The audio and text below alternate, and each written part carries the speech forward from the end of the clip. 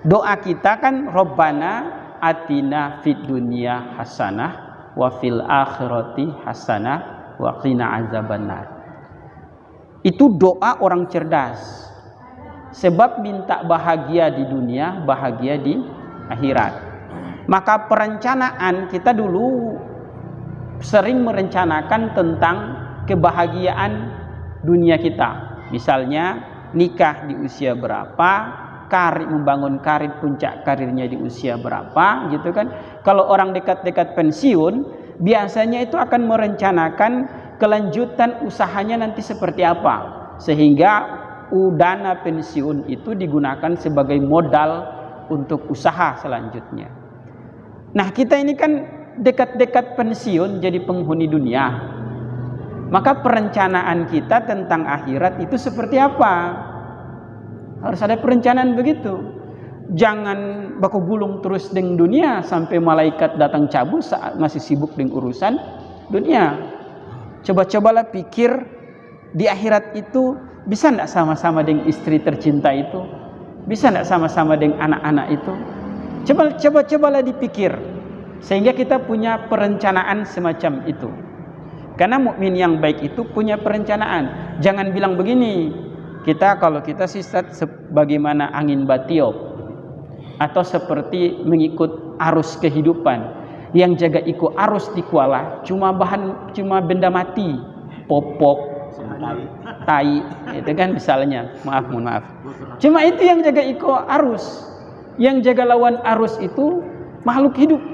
Ikan itu pasti dia melawan arus. Masa kalah sama ikan? Nah, ini perencanaan kita 2023 apa? Tentang amal soleh kita, tentang hal yang bermanfaat untuk dunia dan akhirat kita. Nah, ada yang mau dibawa mati? Gak ada yang mau dibawa mati. Bukankah kita sudah menyaksikan sekian banyak orang yang hari ini sudah tidak ada?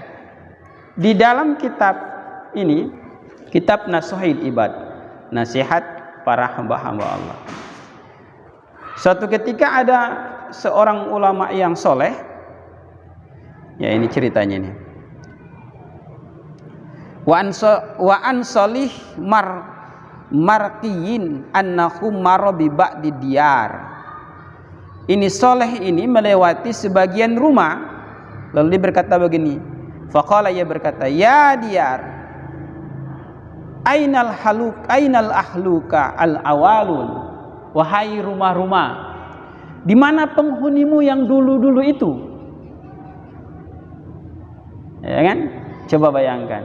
Kalau kita pernah menyaksikan dulu rumah itu dihuni oleh si Anu, lalu kemudian diwariskan kepada anaknya, diwariskan kepada cucunya. Penghuni awalnya sudah tidak ada. Maka ini sang soleh ini kemudian berkata, ya diyar, aina ahlul awal ahluka awalun. Di mana penghuni awalmu yang dulu itu, di mana? Wa aina umaruki, dan di mana orang-orang yang memakmurkan rumah-rumah mewah itu? Di mana mereka? Gitu. Wa aina sukanuki al-aqdamun, di mana orang yang dulu pernah menempati rumah-rumah ini? Fahatafa bihi hatifun, lalu kemudian ada suara tampak jirim, hatif, berkata, in qata'at asaruhum wa baliyat tahtu rabi ajsamuhum wa baqiyat a'maluhum qala'i. Telah terputus bekas-bekas kehidupan mereka, sudah enggak ada. Wa baliyat tahtu rabi ajsamuhum, dan mereka sudah ditimbun dengan tanah-tanah. Wa baqiyat a'malul qala'i, dan yang tersisa hanya amal-amal mereka.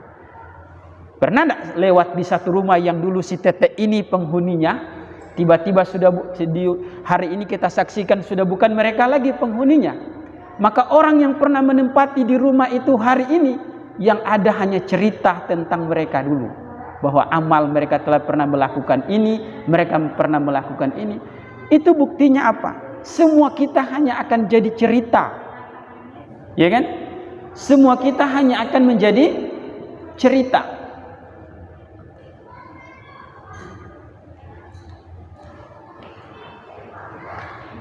Hanya akan menjadi cerita. Lalu persoalannya adalah di 20 tahun yang akan datang, orang akan mengenang kita dalam cerita apa? Karena sesungguhnya kehidupan ini adalah sejarah bagi kita. Orang akan bercerita, apakah nanti cucu cicit kita akan bercerita, kakek saya buat masjid ini, ya kan? Kakek saya ini bikin jalan ini. Ataukah mereka akan atau kakek saya ini tukang azan pernah jadi imam di masjid ini? Atau mereka nanti akan bercerita, ngana, baik-baik kalau mau hidup, jangan sama dengan tetek pekala kuang. Apakah orang akan diceritakan semacam itu? Sejarah akan mencatat kehidupan kita. Apakah kita nanti akan diceritakan oleh generasi-generasi berikut, ngana ini kurang sama dengan tetek ini, yang raja malas sekali kalau datang di kegiatan-kegiatan kemasyarakatan. Apakah cerita itu kita akan mewariskan cerita buruk itu kepada anak cucu kita? Kan nggak enak cerita semacam itu. Apakah nanti anak kita akan mewarisi cerita tentang dosa-dosa yang kita lakukan? Maka refleksi akhir tahun ini, kita harus punya perencanaan yang matang di 2023 nanti. Kita mau buat apa? Sehingga itu menjadi amal jariah kita, dan anak-anak kita akan bangga pernah punya bapak macam kita. Jangan mewariskan cerita yang tidak enak bagi anak-anak kita. Jangan sampai kita diceritakan di tempat-tempat kongko, itu orang kongko di pos-pos kambling, orang cerita nanti di tempat-tempat hajat, nah ini kurang sama dengan si anu, si tukang ini dan si ini. Kan kita pernah dengar cerita-cerita macam itu. Begitulah cara kita melakoni kehidupan ini. Semua kita akan dihadapkan dengan sebuah cerita yang orang akan membicarakan tentang itu.